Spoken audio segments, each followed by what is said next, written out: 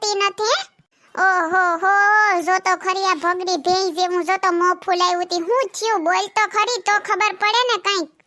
તે રિહાય જ ને, તમને તો ક્યાં કઈ ખબર જ પડે. મારે પિયરમાં જાવું લે. ત્યાં હજી ગઈ ને 3 મહિના તો થયા તા બાપા. તો એ તો મહિનો દી રોકાઈ આવી ને પાછું જાવું તારે. આતી કહું જ ને, એકલી જવાનું નથી કેતી, તમને લઈ જવાનું કહું. 2 વર્ષથી તમે મારા ભેગા મારા પિયરમાં આવ્યા જ નથી. મારા ઘરનાય બધાય પૂછતા હોય કે કુમાર કેમ ન આવતા, કઈ વાત છે, નારાજ થયા, કઈ વાતથી ન આવતા. તો મારે કેટલાક જવાબ દેવા, તમને તો ક્યાં કઈ ખબર જ પડે. પણ સોનલ, નોકરી કરું, ટાઈમ તો હોવો જોઈએ ને, ટાઈમ હોય તો જાય ને. મને રજા જ ન થાપતા. હું કરું મારે, તું કે નહીં? એ છે ને, ઘર બાર માંડ્યું હોય તો બધોય ટાઈમ કાઢવો પડે, કહી દઉં તમને. માર ફૂઈનું છોકરીયું, મામાનો છોકરીયું, માસીની છોકરીયું, બધાયના લગન ને હગાયું થઈ ગયા. બધાયના ઓલામાં હું એકલી જ ગઈ. ક્યાંય તમે મારા ભેગા આવ્યા?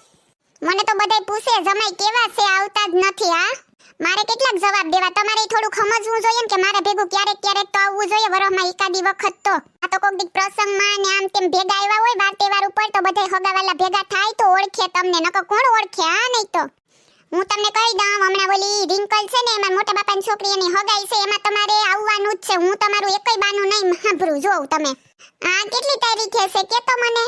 એ 17 તારીખે આ કમુરતા ઉતરે ને ઈ પછી જાન્યુઆરી ને 17.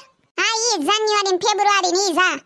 એ પણ સોનલ, જાન્યુઆરીમાં 14 તારીખે તો જો ઉત્તરાયણ છે, તો 14, 15 2 દિવસ ઉત્તરાયણ હોય, તે 2 દિવસ રજા આપી દીએ. પછી મને 17 કે 18 તારીખે રજા નહીં આપે બાપા.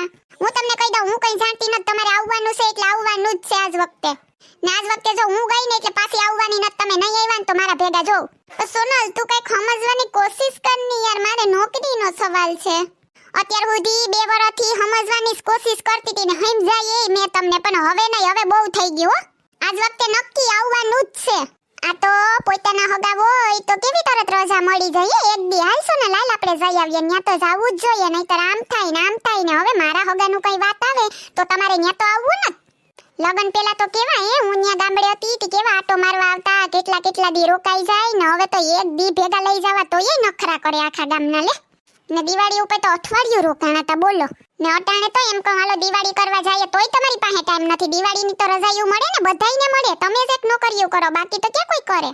સોનલ, હાલની હું કોશિશ કરી આવવાની. બસ જો વાત કરી સાહેબ જોડે, રજા મળે તો. ને આજ વખતે દિવાળીમાં હું ક્યાં ઘેર હતો, મને રજા જ નથી મળી. 1 દિવસની મળી હતી, તને ખબર છે.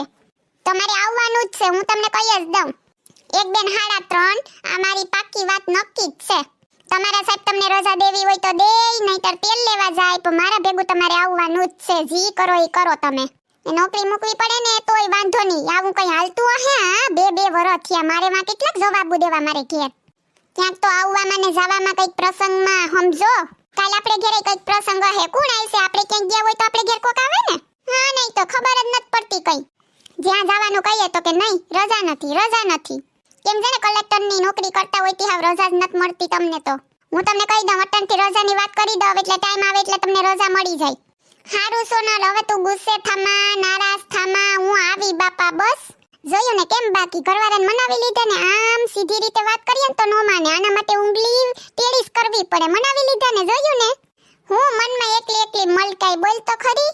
એ હવે કઈ નહીં, આ તો ખાલી જવાનું છે ને તમને રજા મળી જાય એટલે ખુશ થઈ, બાકી કઈ નથી. હારું જા, એટલી માથાકૂટ કરી, માથું પકાવી દીધું. તે તો મારું સા બનાવી દે જા, મસ્ત એલચી ને અદરક વાળી જા.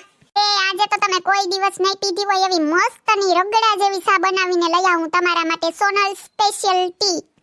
હવે રજાનું તો કંઈક તો સેટિંગ કરવું જ જોઈએ, સોનલે કીધું તો. હેલો મિત્રો, જો તમને અમારો વિડિયો પસંદ આવ્યો હોય તો અમારી ચેનલ ચીબલીની મોજને લાઈક કરો, શેર કરો એન્ડ સબસ્ક્રાઇબ કરો. Thank you.